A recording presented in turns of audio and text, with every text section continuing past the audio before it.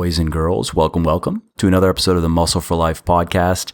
This is your host, Mike Matthews. And in this episode, I interview Paul Ravella from ProPhysique.com. Now, I was introduced to Paul's work, his YouTube channel in particular, actually, by Corey, who works with me in Legion, and I immediately liked him for several reasons. First, he's a lifelong athlete and experienced and accomplished natural bodybuilder. He also has a lot of hands-on experience coaching men and women of all ages and circumstances, including quite a few competitors, which, that's trickier to coach than, just a everyday person that wants to get into good shape.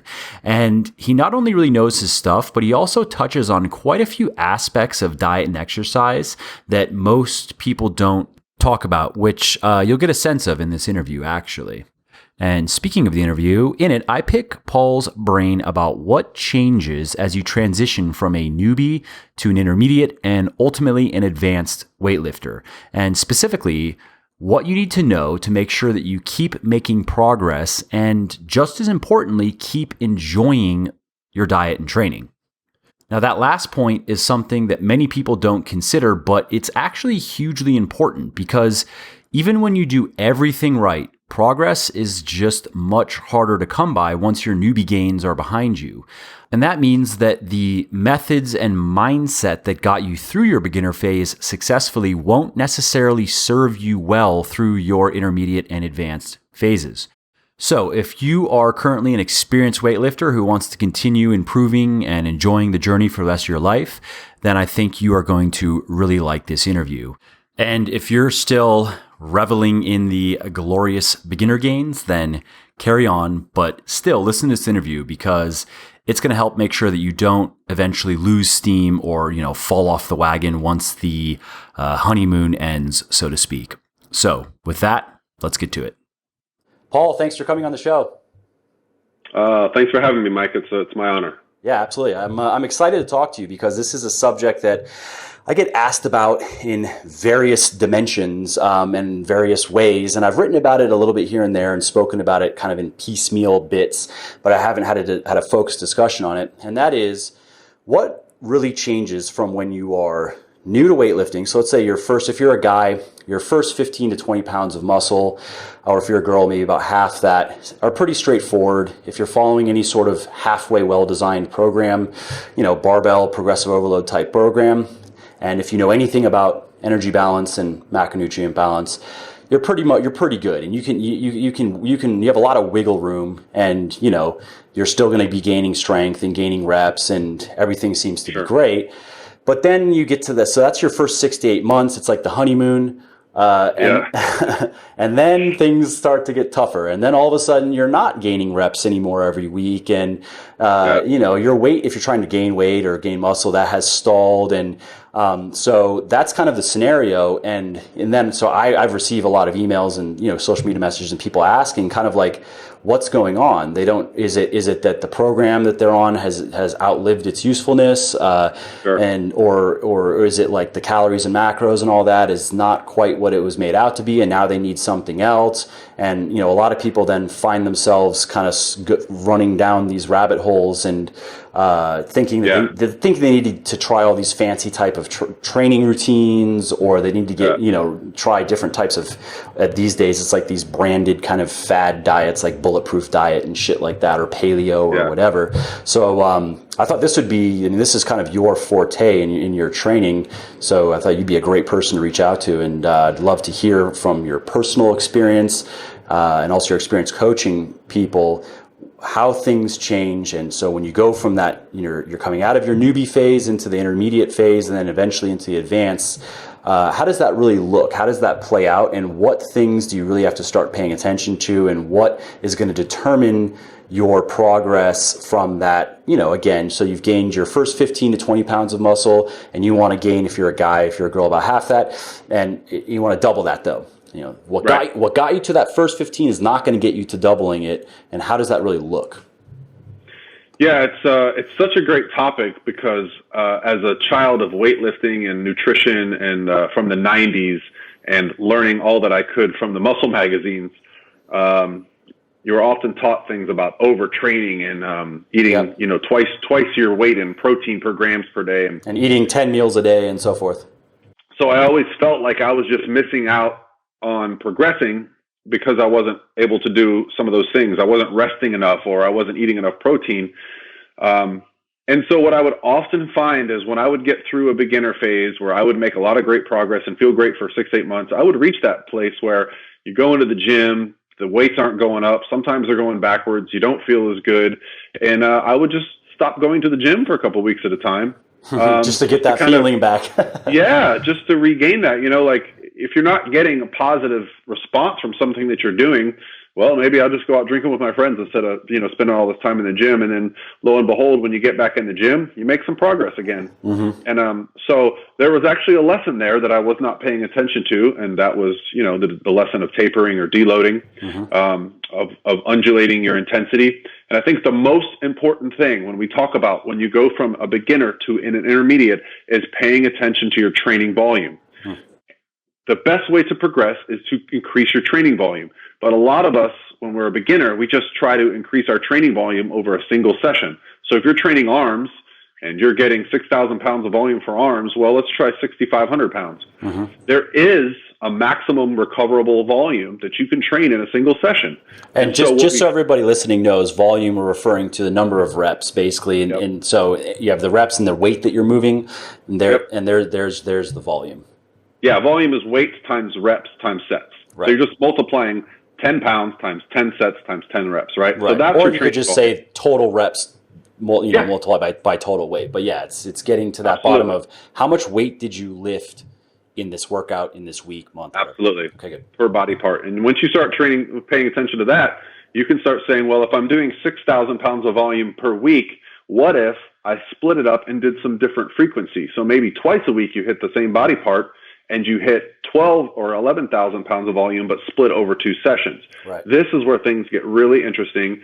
And this was what I like to call my second newbie phase, because I was so afraid early on, after reading all the magazines of overtraining and you only want to hit a body part once a week, that hitting a body part twice a week was going to destroy me. The opposite was the case. When I found a program, when the internet started to become more fashionable, I started looking online and doing research on what was actually the truth.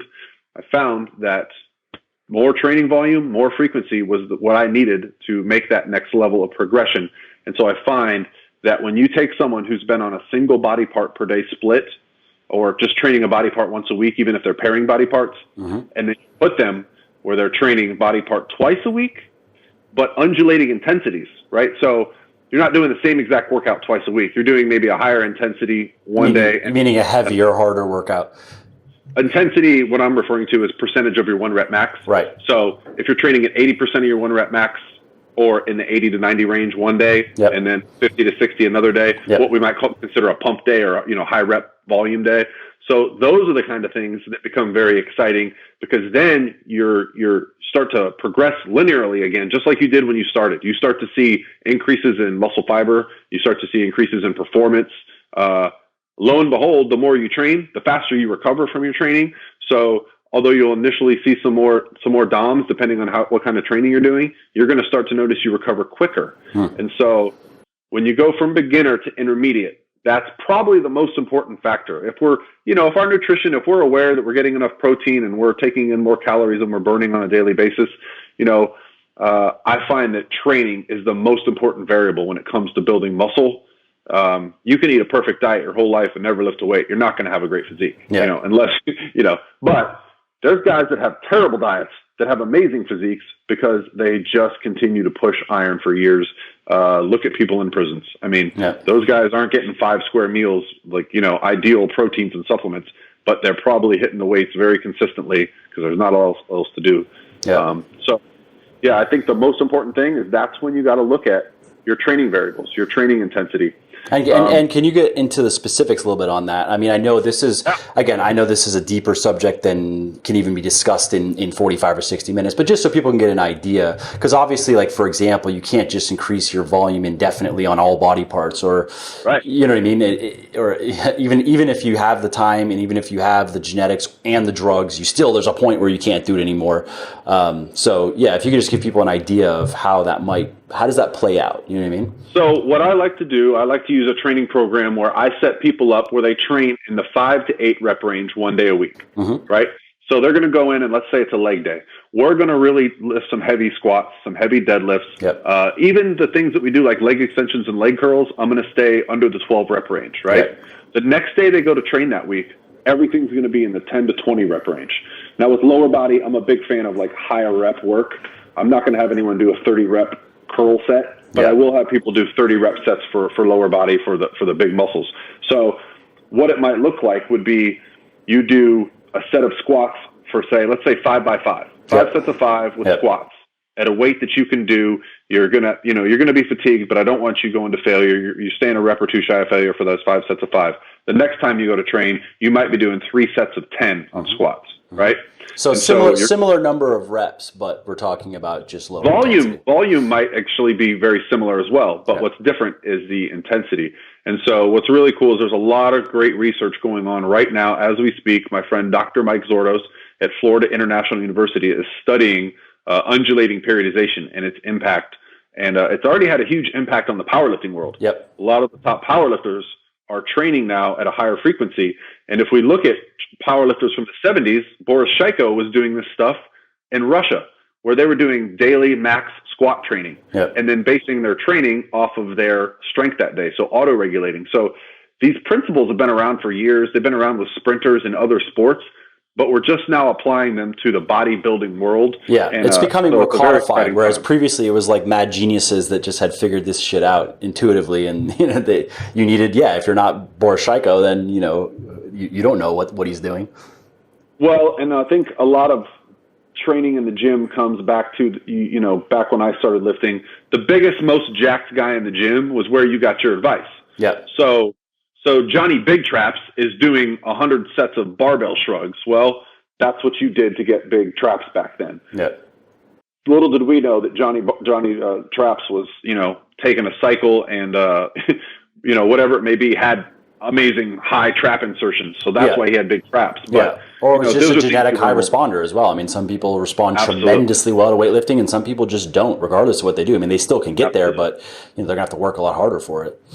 Yeah, and that's I mean that's more of a philosophical direction. We can just talk about like enjoying the journey and enjoying the process and how much you actually love what you're doing. Mm-hmm. But finding that next momentum or goal is really the key. So if we reach that beginner phase and we've made all the progress we want to make and we're happy with where we look, that's you're going to kind of lose momentum. You're not making progress. So that's where it's important to start setting more tangible goals. I feel like either the strength goals, body composition goals. I love physique sports. If you're into crossfitting, like that's one of the great things about that sport is that when you get involved, you're always looking at other people's accomplishments and you're going to reach that. You want to reach regionals. You want to reach, the CrossFit games. Same thing with powerlifting. If you start a powerlifting program, the tangible goal is, okay, last month I squatted 300. This next cycle, I should squat 320, and like you should progress like that. And same with bodybuilding. It's a little more aesthetic, but your goal is to have more body mass every time that you compete and you get up on stage and you shed off the body fat and you look great. So there needs to be, in my opinion, a tangible goal that you're setting for yourself. Because without that, it's going to be very difficult to maintain that level of progression. Mm-hmm. Totally. And just to comment on this point of increasing volume and because again, just from my experience, just discussing it with people, I think because people will ask me, because my programs are more geared toward beginners. I wouldn't say beginners. I would say people that are new to proper heavier progressive overload barbell training. They're a bit more symmetrical. You're doing like your deadlifting and squatting are separated, so you have your lower body is it's really getting trained twice a week from that alone, and your upper body training, you're essentially training your pressing twice a week and you're doing some arms and so forth. And my thinking on that is when you're new to weightlifting, if you're a guy, your lower body, if you're like most guys, is going to get to where you want it to be a lot sooner than your upper body is. Because I've had quite a few guys come to me that started out with just strength programs where they're squatting 3 times a week and they get tremendously strong. But after a year, they're looking at their body and they're like, dude, I'm just too fucking bottom heavy. Like, big legs, big butt, but when they compare it to their upper body, just because the lower body volume tends to be higher in strength training for obvious reasons, because your squat and deadlift is 2 of the lifts. And so they're just looking at their body like, what should I do? Whereas a lot of guys, if they're not trying to compete as a strength athlete, they kind of want it the other way around. Like they'll take the bigger, fuller upper body and just like a solid lower body. And so I'll have guys that will then, ask me after doing a year, maybe a year and a half of my program and go, okay, cool. So I know I should be doing what you're talking about. I should be increasing volume and I need to be working my body more, but do I just do that for my entire body? Do I just do like I do upper lower split, like upper lower rest, upper lower? So do you like to do that? Or do you like to get more specific in terms of like, let's look at your physique? I mean, I know if you're training a physique athlete, I mean, that's kind of it's a rhetorical question, but if it's a lot of people listening, most people listening are not physique athletes and don't want to be, but they do care to, they like you were saying, they want to have goals. They want to keep progressing. They don't want to just go to the gym and exercise. They want to train, you know what I mean? So there needs to be something they're going toward.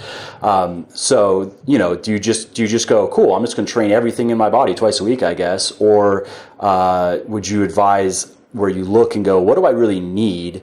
What do I need to increase volume on? And then, okay, so do I need to decrease volume elsewhere for the purpose of recovery, for example?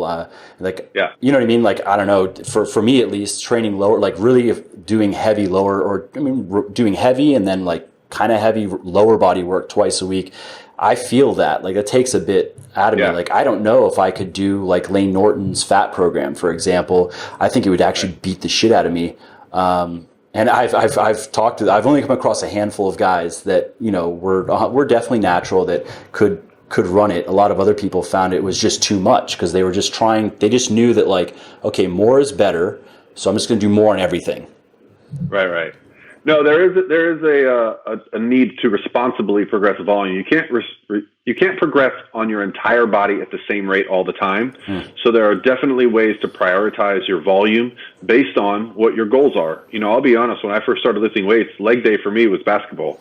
All I cared about was the Arnold chest and arms. That's what I wanted. Yeah. I think I benched 3 days a week. I would run sprints. That was my leg day. I was like, leg day? Oh, it's basketball. I'm using my legs, right? That counts. I jump a couple times. Yeah. So I had the opposite problem. I had developed a good, amount of upper body muscle, but when I decided that I was going to compete, I spent a full year training legs twice a week. Makes sense. That was exciting for me because it was like, oh, I've never deadlifted before. Every time I went in the gym, my deadlift went up. Every time I did a squat, it went up. So I had that pure enjoyment. So if you have athletes or clients that are working with you that are looking at like, how can we increase our upper body mass? Well, if you take away some of the CNS fatigue and the need for recovery from the lower body and you apply it to the upper body, I mean, the back alone has more muscle groups than anything. And there's nothing that looks better, in my opinion, than a well-developed back. Yeah. Especially when you go to a physique competition, everyone's got a chest and arms because everyone's like that. Everyone starts out. You turn people around, and when you see like dense lats and thick traps and, like low lat insertions that are like, filled out, like there's just nothing that can replace that. And so, I'd really like to prioritize the larger muscle groups. I like to make people get a big back and set of traps, nice big rounded delts, thick pecs. I mean, these are the things that guys typically are looking for. And especially since I tend to work with a lot of physique competitors, these are the things we focus on. Most guys have chest and triceps and biceps, but developing a big back, that is usually a priority because it is a game changer, especially just the way you look and feel. That's probably my favorite body part to train at this point. Yeah, same. So, and you get some benefits in the back from the deadlift, but heavy rowing, pulling down. There's some awesome just hammer strength equipment nowadays, but you can just really build a nice back. And so I think speaking with the person, like, what's your goal? Sometimes I'll have them send me a picture and they'll send me a picture of Steve Cook and I'll be like, oh yeah, Steve Cook looks great. He's got fantastic muscle insertions. I can't help you get 10 genetics like that. Yeah, I can't give you that. I can't give you Calum von Moger's, pec insertions that touches nipple or touches belly button, like has those huge chest insertions like Arnold had. Those are things that are, I don't think a lot of people consider genetics is the most important thing when it comes to what you're going to look like. Yep. Like, you can take a poodle and put them on a pit bull strength program. They're never going to look like a pit bull.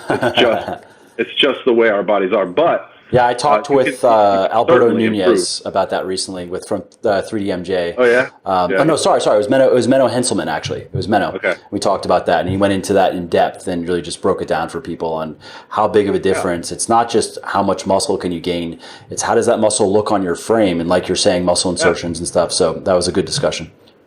Yeah, and it's not something a lot of people talk about because for what we do, it's not sexy to tell someone, "Hey, you want to look like Arnold." You can't. Yeah. Or even the guy on Instagram. You know what I mean? Like, who knows? Yeah. The random dude who just looks fantastic.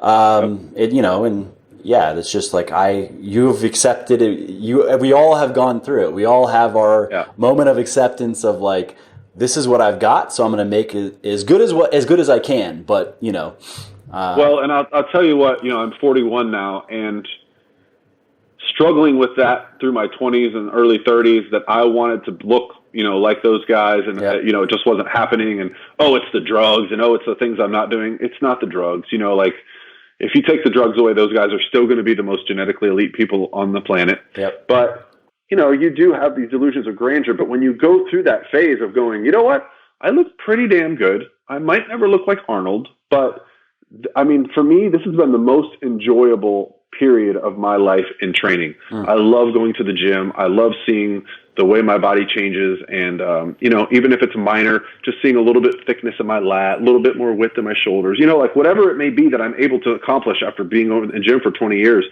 you have to go through these like rites of passage almost, right? Totally. You have to get the newbie gains. You have to get stuck. You have to go through these mental barriers. But I feel like I've reached such a good place that I know I'm going to look better when I'm 50 than I did when I was 40, than I did when I was 30, and that's fun. It's such a linear progression. And it's one of the great things about this sport is you walk around with it all day. Yep.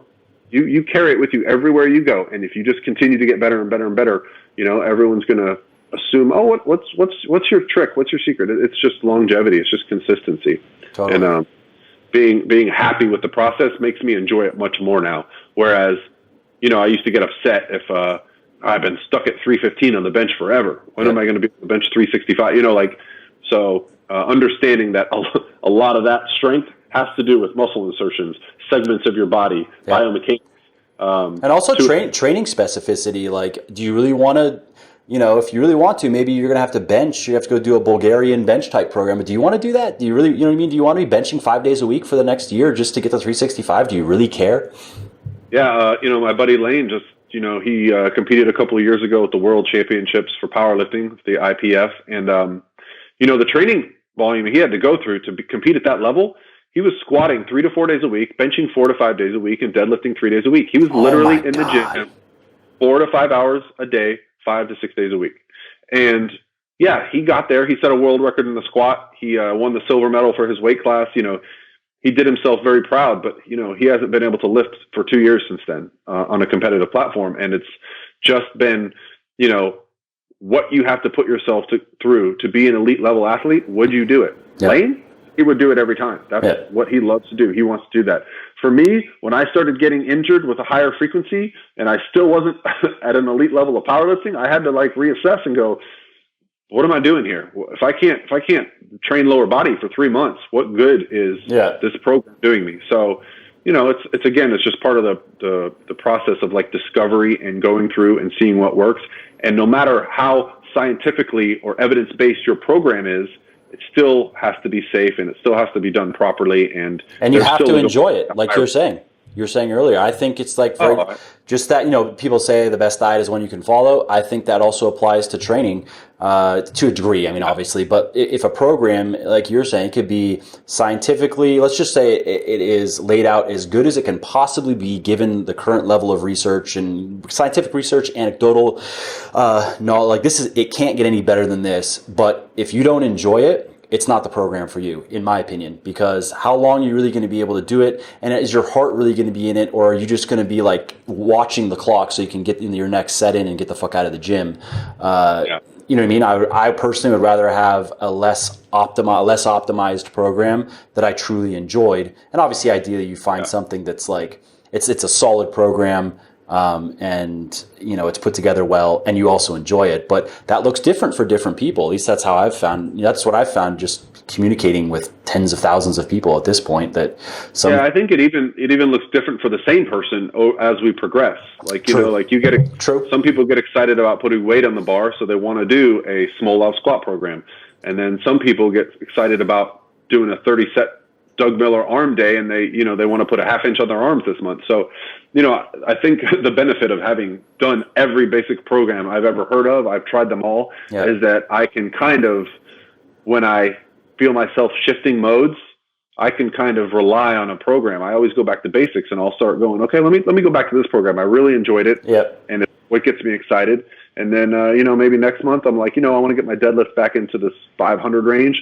Let me put in a deadlift program within this bodybuilder centric program. So I'm able to mix and match. And I think that's when you get into that intermediate to advanced phase, that's what's necessary, is that you're able to kind of rely on multiple programs to continue to progress, to continue to be consistent, because that's the key, consistency. Yep. And that's a good another point. I mean, so the first point is more technical with volume and so forth. And now you're talking about, and I totally agree, when you move into the intermediate and especially into the advanced phase, is making sure that you're still enjoying your training and it's still serving your goals and serving what are you're not just in the gym. Guys like us, we don't go to just like burn some calories and flex in the mirror. There's and girls listening as well that are serious about it. There's more to the experience, that we're looking for more, in the experience. So, how have you, I would say then exposing yourself to like trying a lot of different programs, being willing to do that, because it's funny, I'll get people that will write me, and both guys and girls, and they'll after, because I've been doing this for a few years now, and I've been in touch with them the entire time, which is actually pretty cool. And sometimes people almost feel like guilty that they're that they have to confess to me that they're not, where you're going. You know what I mean? They're not using my program anymore, and I'm like, no, that's good. Like I never intended you to just do this. Isn't a zero-sum game. I mean, I like that my program is introducing a lot of people that haven't done proper barbell training. It shows them the ropes, but I totally expect them to go and try other things and find what do they enjoy and get to the point where then you can build your own. Are there any like general tips that you can kind of just key lessons that you've learned that has gotten you to now where you can go, okay, I think I'm going to change this, and where you can now program your own workouts to really meet your psychological, emotional, and physical needs. You know what I mean? Yeah, I mean, the biggest thing for me is that, I've gone through different phases where I've competed as a physique athlete. I've competed as a strength athlete. I have aspirations of doing more competitions, of wanting to look good for photo shoots, of just wanting to represent what I do, my sport, my lifestyle. I want to walk around and people to go, that guy is clearly doing something with fitness. Nothing makes me happier than checking out at the grocery store and the clerk says, "Are these things good for building muscle?" Yeah. I'm like, why would they? I've had that too. Okay. People actually at the grocery store ask for advice. You know what I mean? Like, so what kind of weight? What kind of program do you? Whatever food you have on there is some kind of magic that they don't know about. Like, are those chips good? Is that protein bar good? I mean, I think the most important thing is just. The internet is just so amazing. I mean, I get to attend seminars and be because I was associated with Lane, he's dragged me around the world to be a part of these. I mean, I know more people with doctor in front of their name than I can even name right now. I already mentioned Dr. Mike Zordos, but there is a whole slew of people that are now doing research beyond what people do in the gym. They're actually creating studies just for this purpose, to look at how we should be progressing. How do you build more muscle? Is going to failure going to help you build more muscle, or is it total volume that's going to build more muscle? Like, where is the answer? And the great part is, there probably is no answer, but we're just getting little pieces of what works and what works better for this person and that person, and constantly challenging yourself. I kind of see it as a puzzle that's being built from the inside out. You know what I mean? We don't know where it really ends, but at least it gives us more of a picture, comes in, oh, okay, that's interesting. We never really saw it like that, and it'll probably be like that until we die, and it'll probably never be done. Mike Zordos had a great quote. He's been studying daily undulating periodization, and basically you're doing 3 different models: power, strength, and speed. Mm-hmm. And so he basically did a study with them all in the same order, the power, strength, and hypertrophy day, and then he switched the order. And he basically said, so what I found was this program is better than the other program. Does that mean it's the best program? No, it means it's only the second worst. Yep. So, like, we're not eliminating. I think the unicorn is going to be what is optimal. Everyone wants to know what's optimal. Yep. You hit the nail on the head. What's optimal is what gets you most jacked up to get in the gym and do something. If that's Orange Theory, if that's power yoga, if that's CrossFit, if that's the Frank Seppi fitness disc, I don't care what it is. Whatever gets you jacked up to go do something, that's going to give you much better results than a program that you look at and go, well, this is the perfect program. I guess I should do it. You're just not going to get the same results. So totally. That's why I like competing. That's why I like doing, physique competitions or powerlifting meets or, whatever it is. If someone challenged me to do a CrossFit competition, who knows? That might get me excited to do something new. So I'm open to all of it. And like you said, when clients reach out to me and go, hey, coach, what if I do CrossFit one day a week? Is that bad? Yeah. Oh, no. Are you excited? Do you go there and have fun and talk to people and push yourself, past your perceived limitations? Then it's going to be good for you. So, yeah, I'm all for, blending the evidence-based optimization of your training with the psychology of it, because the psychology of the athlete, I've said this before, is the most important thing, right? So that's one thing as a coach I pay attention with emails. If I start to get a sense that their interest is waning and they've been on a powerlifting platform for a few months, well, guess what? I was on a powerlifting platform. I got sick of going to the gym for 3 hours and doing 12 sets because I had to wait 5 minutes because I was training at 90% of my 1 rep max. Yeah. So I remember those feelings. So I can say, I just had a client the other day on the phone and I said, hey, Catherine, I get the sense you're not really having fun because, she was kind of hitting her limitations as far as strength. Yep. So we switched gears. Yep. I immediately got an email from her husband, how excited he was that she's back in the gym, having fun and laughing and smiling, because she told me she was just trying to survive the workout. She was trying to survive it. Yep. I was like, I just hope I get through this workout. Yeah. And that's I've been there myself. I know how that is 100%. And that's the value. That's why you're a good coach, and that's why, because you can understand that. I think. As opposed to just being like, oh, stop being a fucking whiner, just go do it. Yeah. I mean, I'm sure there's some very smart people with PhDs that would say that some of the things I do and you do are not optimal, but they don't have the practical application. And you have to be able to blend that. You have to be able to understand. Okay, that's great that's perfect, but how do we apply that to this person that just wants to put a little less body fat on their belly? That just wants a little leaner. Yeah.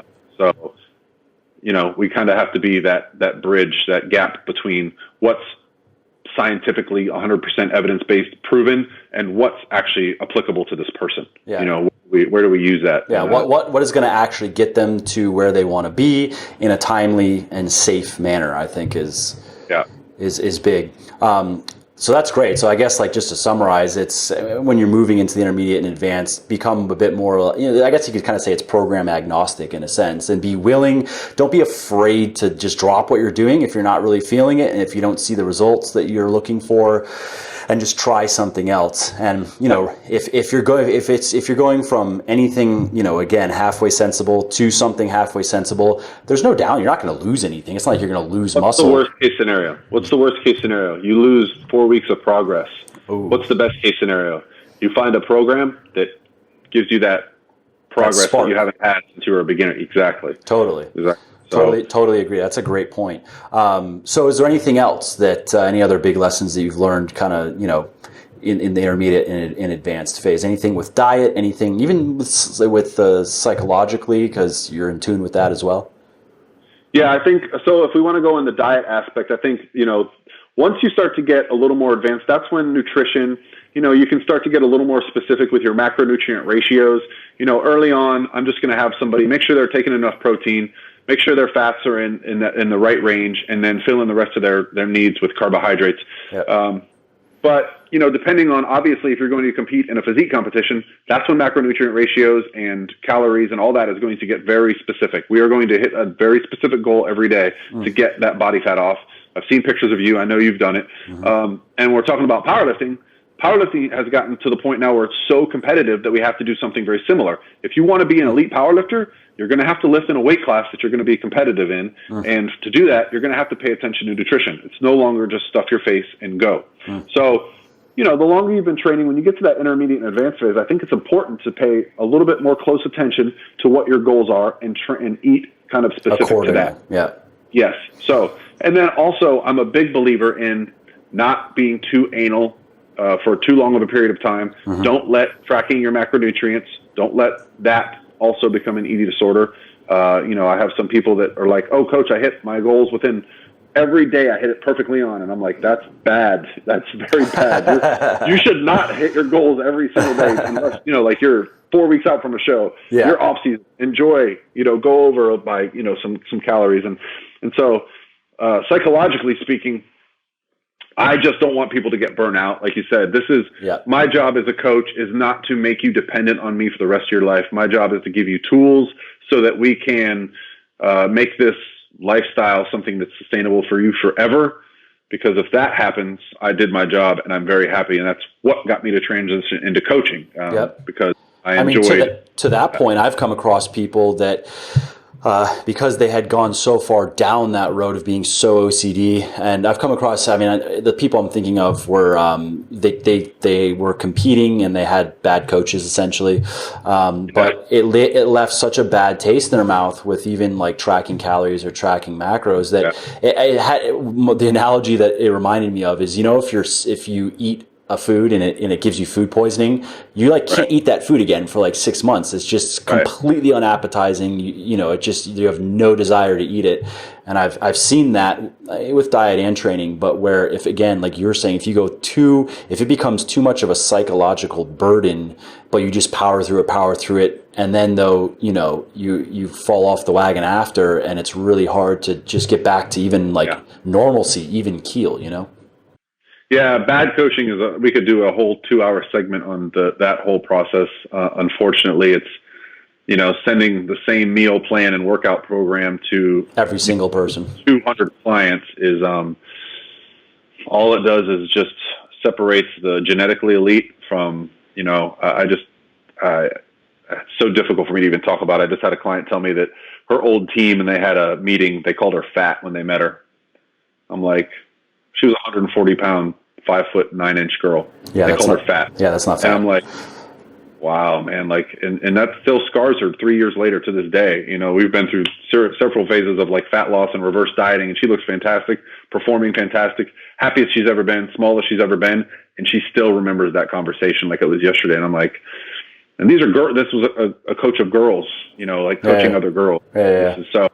So yeah, those kind of early setbacks, how many people do you know that do a competition in their early 20s and they never want to compete again? Yep. Because they did it the most difficult way possible, sticking to 4 or 5 months of the same diet every single day. And that's what they think fat loss is about. Hour of cardio a day, 7 days a week, and then it turns into 2 hours in your last month and all that shit. That's bad coaching. They don't know how to get people lean, so they just starve them. Yep. Anybody can starve someone to get in shape one time. Once they screwed their metabolism up and put their body fat back on, that's when an actual coach has to step in. Yep. Fortunately, that's, those teams have a very big presence, and they do some things very well. They do some networking. They have team building activities. So they do some things well, but the problem is that they treat people like cattle. Mm-hmm. They cater only to the elite. And so they are the scourge of the fitness industry at this time because they are not fitness. They are the opposite of fitness. So, the things that we expose, the things that you talk about on your website, flexible dieting, responsible tracking, training. These are things that we can use for a lifetime of success. And yes, competing is a different level, but you don't have to make it more difficult than it has to be. Yeah. So that's a topic that's very near and dear to my heart, because I do deal with a lot of people who have been put through the ringer by bad coaching. Yep. I come across it, of course, a bunch myself as well.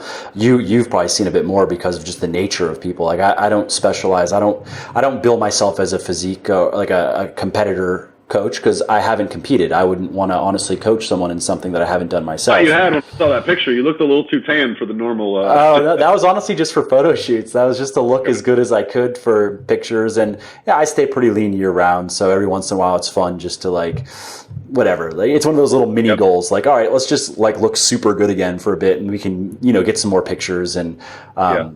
But I haven't competed, honestly, because I feel like I don't think I could do very well, just given the physique. Like I don't think I could gain all that much more muscle naturally. I think maybe if I really went for it, I could put on maybe 10 more pounds to my frame, and it would take some time. Not that I mind of doing the work, but. I just think that I couldn't be all that great at it, and I kind of don't like doing things that I'm not very good at. And completely understand. So that's why I said, okay, well, I chose the route that I chose more. Like I'm going to pour all my effort and energy, or not all, but I'm going to really apply myself to just be building something that can help, a lot of people get into great shape, and I'll just stay in great shape myself. So that was just kind of my thing. But to the point of with diet. So just to make it clear for people listening. And you tell me if you agree or what you've experienced, and because I've experienced it myself with my body, and then just working with people and so forth, is that again, like you were saying in the beginning, you can be pretty loose with your calories and pretty loose with your macros, and you'll see quickly that as long as you're in the gym and putting in the work and working on a decent program, everything just continues to go up. So you're like, hey, I guess it doesn't really matter. Like maybe I only ate a half a gram of protein per pound of body weight for the last 2 days. I don't see any difference. And, I'll bring it back up. But then when you get into that intermediate phase, it seems like fluctuating, if your calories and your macros, especially your protein and carbs in particular, is what I've seen. If they begin to fluctuate too much, it negatively impacts training. Like it gets in the way of it's hard to build that momentum, which I have, anyone that has bulked in a proper, I say that, but you know what I mean? Like anybody that has consistently maintained a caloric surplus and kept their macros relatively tight, you get into that like you build momentum and you feel good and you have energy in the gym and you continue to make progress. And what I've seen is that the people that have the most trouble getting into that groove are people whose nutrition is very volatile. Is that something that you've noticed, or? Yeah, so you touched on a very important point, and that is what is going to optimize your progress, and that is your performance in the gym. And if your nutrition is not consistent, if you're not eating enough carbs one day so that you're not hydrated properly, your muscles are not filled out, you're not able to perform and recover in a manner in which it's going to require you during that training session, that's going to negatively impact you. So yeah, that's where we need to get into good habits. Although I'm not someone that disposes that everyone needs to be on the same meal plan, I do believe in meal planning, planning ahead, cooking in bulk. I agree. Putting things in the refrigerator that are easy to grab and go, whatever that means for you. If that means you label 40 Tupperwares per week, fine. I tend to just cook a bunch of chicken, a bunch of potatoes, a bunch of vegetables, put them in the fridge, grab them, weigh them, and eat. So whatever that looks like for you, depending on your goals, consistency with nutrition, you're just going to feel better. You're going to notice more consistent, weight and the way you look and the way you feel if you're consistently hitting your diet. I'm not opposed to any one diet lifestyle as long as it doesn't negatively impact your performance or recovery in the gym. Yeah. Right. Totally. Great. So then I think that pretty much probably covers it on that point. Is there anything else like maybe psychologically or anything that we just haven't touched on diet or training wise that you think the listeners should, just kind of know and expect? A secondary thing when you're talking about psychology would definitely be, you know, I've noticed a better time in the gym depending on my training partner or the gym atmosphere, or even something as minor what seem as the music you're listening to. So getting into the right mindset in the gym, you know, I don't know if I should mention a name, but it comes from California and it's called something fitness. Like, I'm a member there, but I rarely ever go there because when I walk in, I just don't feel like that motivation to lift. Yep. Dude, I had the same thing. I just moved from Florida to Virginia, and I liked my gym, and I liked the person I was working out with. I had a good setup, and I actually didn't realize how much it impacts my training until I didn't have it, and I came here to Virginia. I don't have my lifting partner anymore. I'm working out by myself now, which is always just shittier in my opinion. But the gym in particular, it was weird. I was like, dude, I don't know. Am I just like, is my fucking testosterone just like plummeting or something? What's going on? Like, I don't want to be here. I got to that feeling where I was like, I just want to get my workout done and leave because I don't like this place. I don't like the music. I mean, even I have I don't know. I just didn't like the vibe. It was actually, I hadn't experienced that before. Yeah, so I think the one thing I've noticed over the years is even, you know, I have a home gym, but I still prefer to go to the gym. That's for more like emergencies or video stuff. But what I've found is it's very fortunate is that I get to travel to a lot of these big fitness expos and conventions, and I get to train. You know, Lane Norton is basically my most frequent training partner. And if you've never seen Lane train, he is a freaking animal, right? Yeah. I'm also sponsored by Core Nutritionals, shameless plug. That is owned by Doug Miller, who is arguably the strongest, biggest natural bodybuilder in the world. I've trained with Doug. He destroys me. Those things motivate me even when they're not around. Yeah. So just being around people that train at a higher level than you, that are stronger than you. Like, I know I'm going to the Arnold in March, and I'm going to train with Doug. Every day I go in the gym, the last couple of weeks, I'm like, do some drop sets, lift heavier. Like, you're going to be training with, like, so motivating yourself. If you don't necessarily have a great training partner, mitigate the embarrassment. Find a way to motivate yourself to do these things, because over the course of 5, 10, 20, 30 years, your motivation is going to wane. And, you know, I'm not a financial advisor, but I guarantee I've heard 1,000 times, like, if you want to be better at finances, be around people that are good at financial stuff. Dude, that's the same thing with lifting. Like, you want to be better at anything in life, like whatever, you want to have a better business, go find people that are better than you at business, and just like, even through osmosis, there's something that happens. Like, 100%. You know what I mean? I just think it's because, my opinion, it's probably because we tend to model ourselves on, you know, what in our environment. So I think that if we change our environment, there's a subconscious process there of like, we instinctively start to change, and what we look at as normal just changes. I mean, I don't know, something along those lines. Well, you know, I said it the other day, I'm very fortunate. The gym I train at was, I think, built in the late 70s, early 80s, and they haven't changed a damn thing since then. But they do a very good job keeping up the equipment. It's hot in there, it's humid, but it keeps out the riffraff. The machines are too close together. The dumbbells are all mismatched. But I will never be the strongest, leanest guy in that gym. Yeah. If you're the strongest, leanest guy in your gym, find a new damn gym. You need to move on. I agree. Because might be part of what I was running into also here in Virginia. So I would work out pretty early in the morning.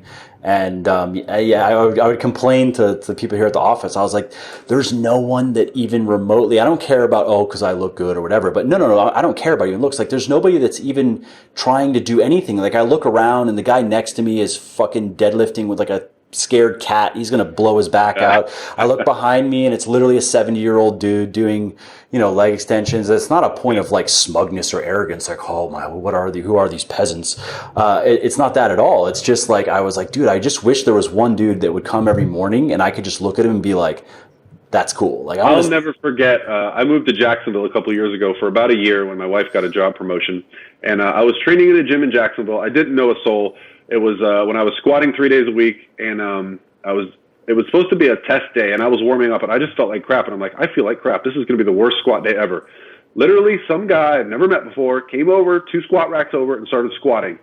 And it was the best squat day I've ever had, because every time he would put on a plate, I'd be like, oh, yeah? Before I knew it, I had hit a PR. That's funny. And it was only because I had kind of given myself that motivation. Yeah. That other guy probably didn't even know I existed. But to me, he might as well have been Michael Jordan playing me one-on-one. Like, I was going to, you know. And so, yeah, there's so much value in, like, your mood and your mindset when you're training. And it's not something that you can, you want to be able to make it repeatable. But, for me, I don't have an everyday training partner just because my schedule is so kind of jumbled. I'll try to plan some days with people, but just training with someone that I know is going to push me with, a little bit of frequency here and there, just really makes sure that I'm pushing myself. And, with YouTube and with the internet, there's no more like people typing in what they did. You can actually watch them do it, and that motivates me. I still pull up Ronnie Coleman deadlift videos before I deadlift. Whatever. Lightweight, baby.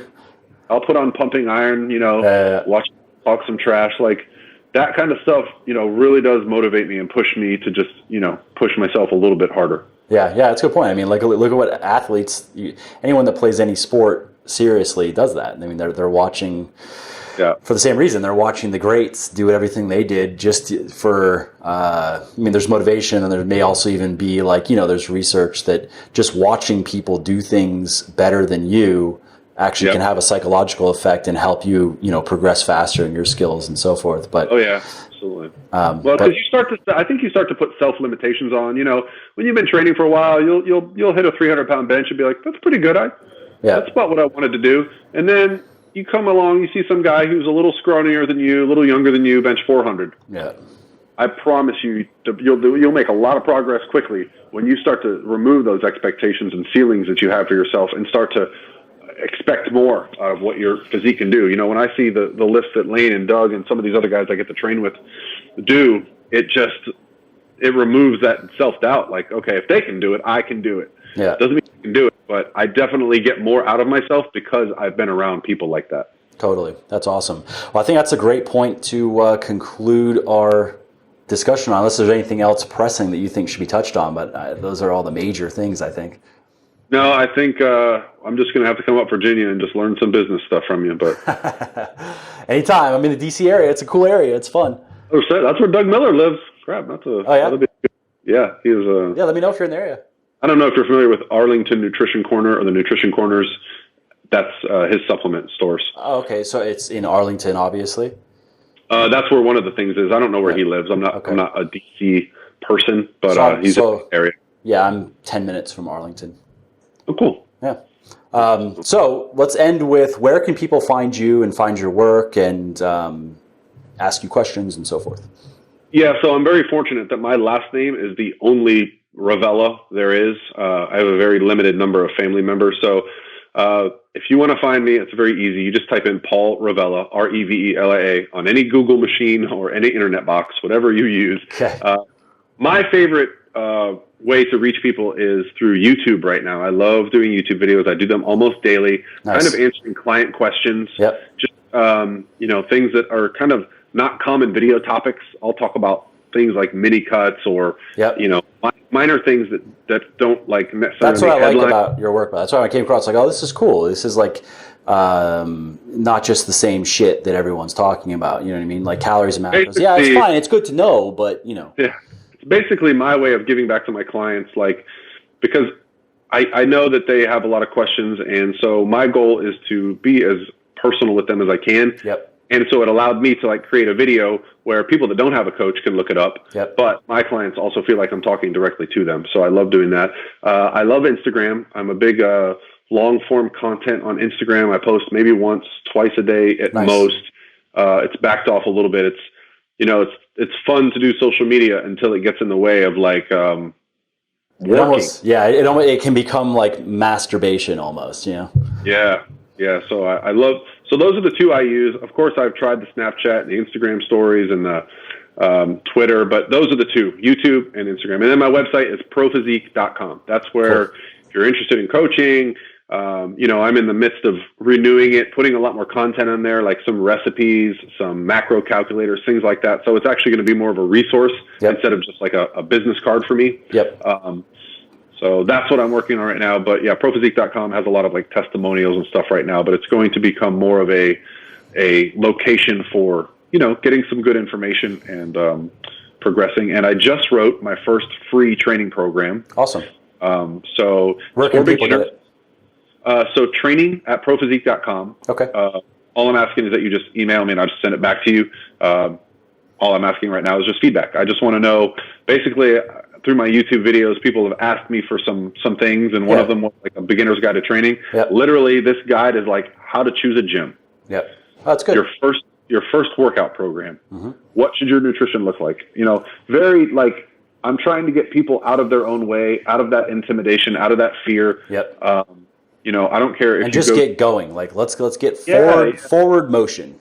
It's scary. So I wrote this program basically like I was going to give it to my parents, or if one of my clients wanted to give it to their parents. I find there's a lot of value in that, because I'm not saying we, but anybody who's in shape and looks like they've done some work in the gym, they become a reference for everyone around them.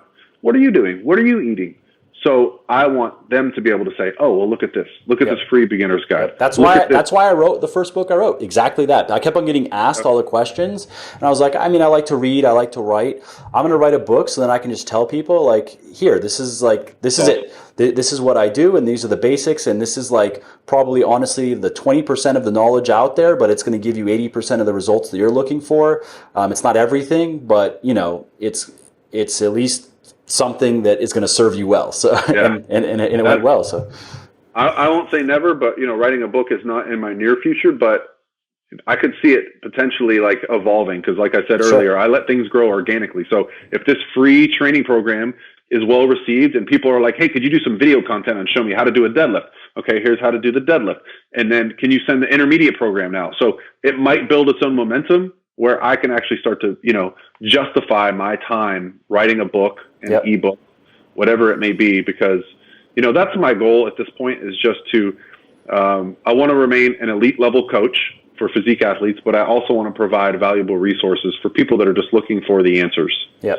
That's great. Yeah. So everybody listening, I really recommend you go check out Paul's work. I mean, I'm honestly pretty picky with the people I bring on the show, just because I want to bring people that I feel are going to be that I want my people to go follow. You know what I mean? Like this person is good. They know what they're talking about. And again, I don't treat this as a zero-sum game at all. And I want to be also a resource in that way. So as if you're listening, and you probably know that by now, definitely this is my endorsement of Paul. He knows.